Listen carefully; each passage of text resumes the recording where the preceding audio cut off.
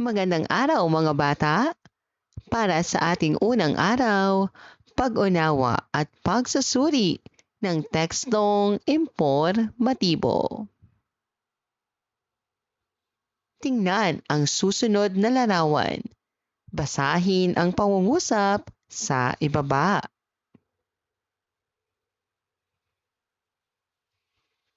Nais maglaro ni Vita ng doktor-doktoran, ngunit ayaw naman ng kanyang kapatid. Kaya naman, naglaro na lamang sila ng tagu-taguan. Ngunit sa hindi inaasahang pangyayari ay nasugatan sa tuhod ang kanyang kapatid. Ano kaya ang gagawin ni Vita ngayong wala ang kanilang nanay at tatay?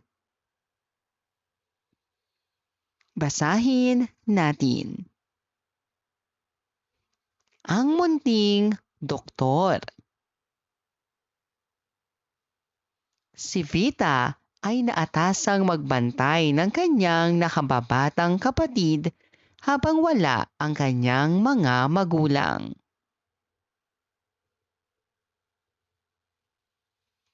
Nais niyang maglaro ng doktor-dokturan, ngunit ayaw naman ng kanyang kapatid. Kinuha ni Vita ang kanyang laruang pang-doktor. Sinubukang suriin ni Vita si Veha. Huwag kang malikot. Hayaan mong tignan ka ng doktor. Ayaw ito ni Veha, pero hinayaan niya lang ang ate. Ayos, ang sabi ni Vita. Maganda ang temperatura ng iyong katawan at normal ang tibok ng iyong puso. Naiinip na si Veha. Vita, ayoko ng larong ito. Maaari bang tagu-taguan na lang ang ating laruin? Hindi maaari kasi dalawa lang tayo. Sagot ni Vita. Hindi yun magiging masaya. Ano kaya kung ikaw na lang ang maging doktor? Nang tumalikod si Vita ay tumakbo si Veha at nagtago. Hinanap siya ni Vita pero hindi niya ito makita. Nasaan ka na, Veha? Tumatawa si Veha habang hinahanap siya ni Vita. Ngunit nasira ang upuang pinapatungan niya. Vita, Vita, halika, tulungan mo ako. Iyak ni Veha. Tumakbo si Vita papunta kay Veha at nakita niyang nasugatan sa tuhod ang kanyang kapatid. Sinubukan niyang buksan ang kahon ng mga bandana pero nahulog niya ang susi nito sa ilalim ng mabigat na kahon. Nakaisip ng ideya si Veha. Maaari nating iangat ang kahon sa pamamagitan ng bloke at mahahabang kahoy. Binabalutan ni Vita ang tuhod ng kanyang kapatid nang dumating ang kanilang magulang. Inay, itay, tingnan mo po oh, sabi ni Veha. Tinutulungan ako ni Vita ng parang isang totoong doktor. At simula noon, si Vita at Veha ay magkasama naglalaro ng doktor-doktoran.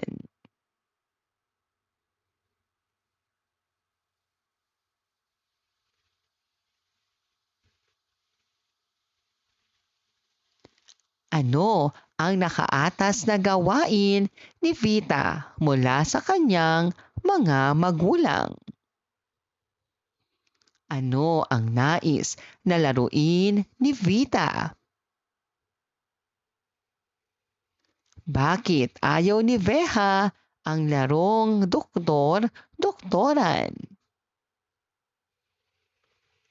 Ano naman ang nais na laro ni Veha?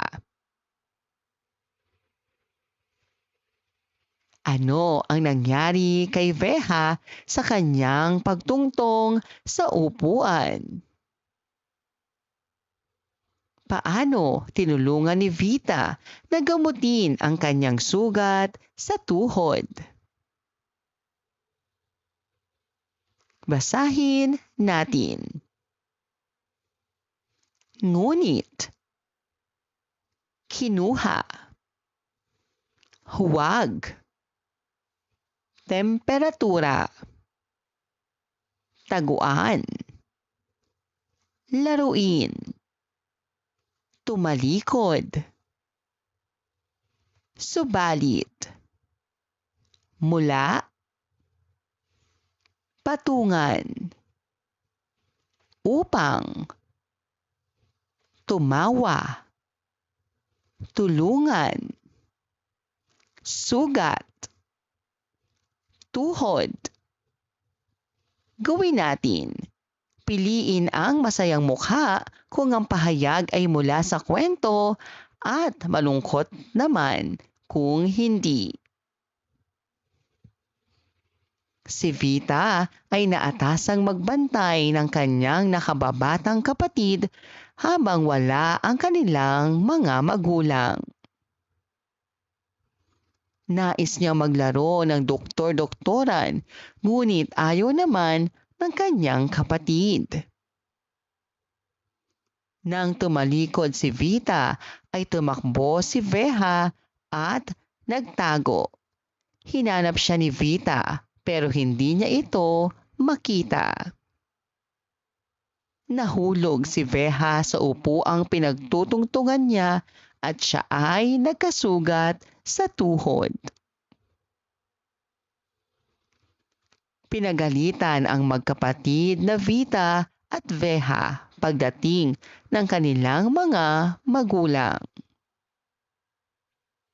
Gawin natin. Kung ikaw si Vita, paano mo gagamutin ang sugat ni Veha? Itala ang mga hakbang sa paglunas sa isang sugat. Gawin natin, sumulat ng isang pangungusap na nagsasalaysay tungkol sa larawan.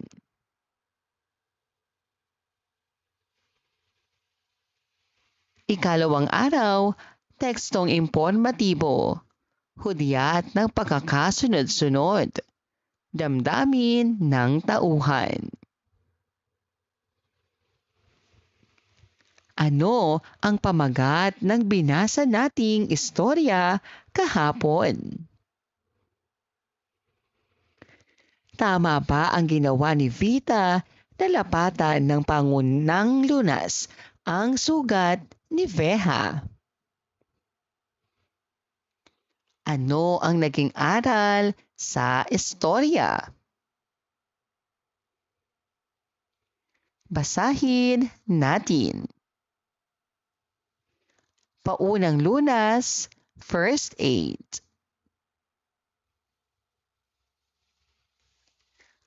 Ang pangunang lunas o first aid ay ang pagbibigay ng pangunahing magagawang tulong, kalinga at pangangalaga sa mga taong napinsala ng sakuna o karamdaman.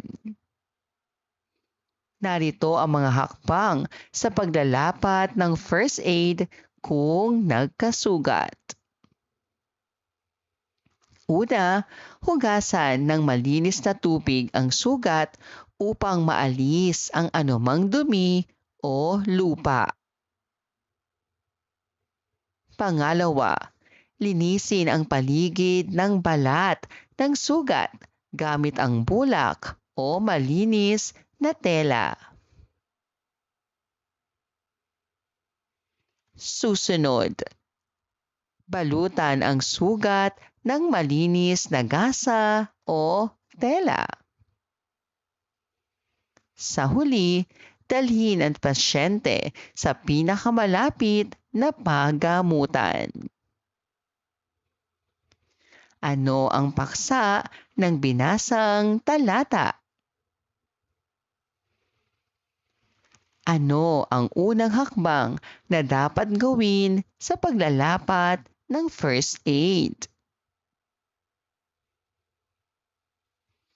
Ano naman ang pangalawang hakbang? Pagkatapos na malinis ang paligid ng balat, ano ang susunod na hakbang? Pagkatapos maisagawa ang mga hakbang, ano ang panghuling gagawin? Gawin natin. Piliin sa loob ng kahon ang damdaming ipinahihiwatig sa pahayag.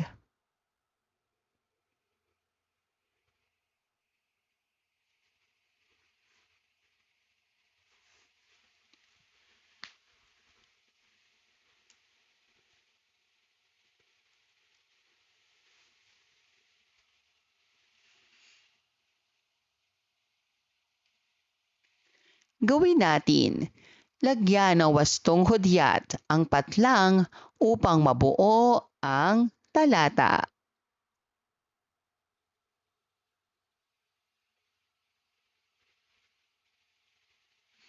Ikatlong araw, tekstong impormatibo, hudyat ng pagkakasunod-sunod, damdamin ng tauhan.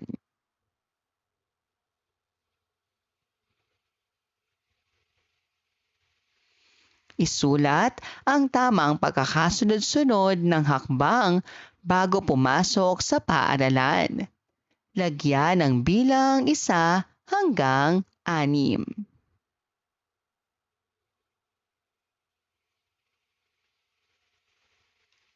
Basahin natin.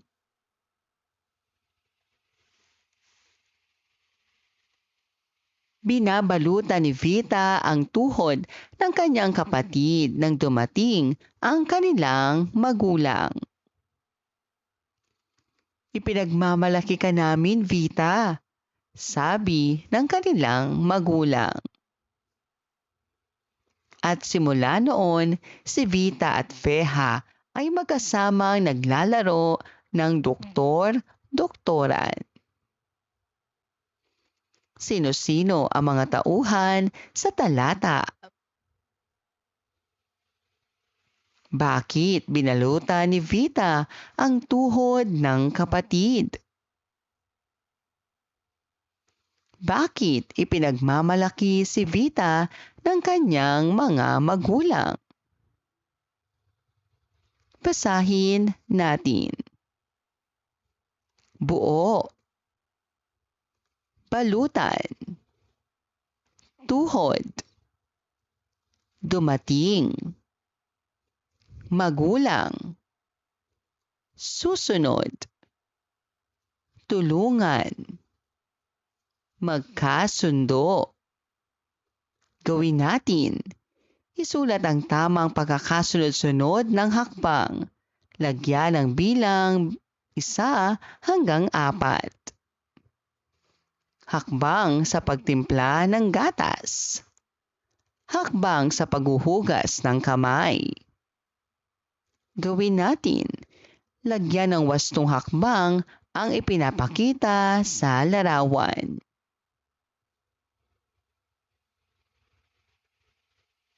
Ika-4 na araw, tekstong impormatibo. Hudyat ng pagkakasunod-sunod. Damdamin ng tauhan.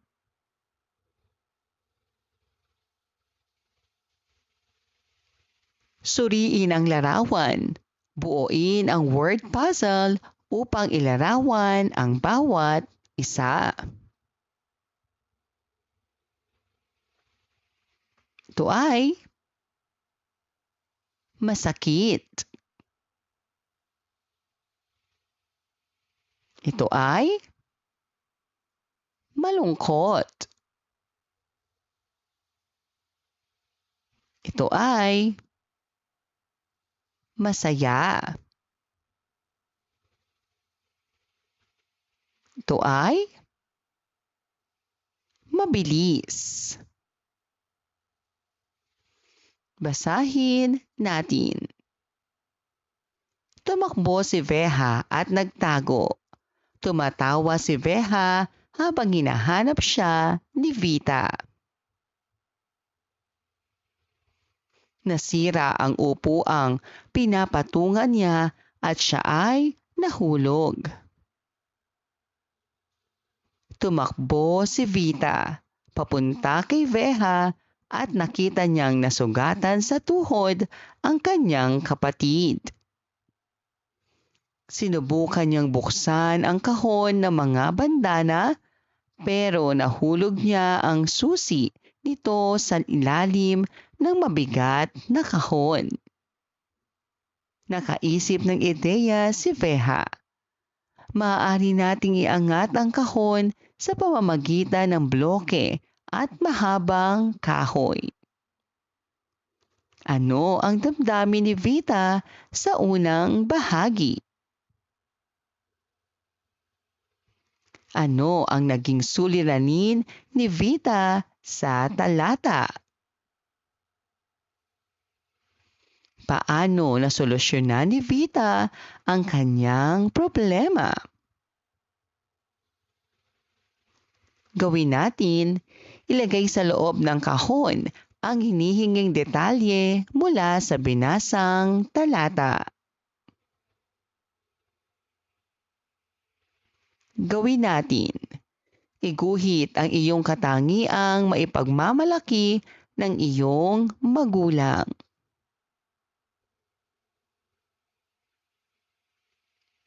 Maraming salamat po sa inyong panonood at pakikinig. Hanggang sa muling pag-aaral ng asignaturang Filipino. Paalam!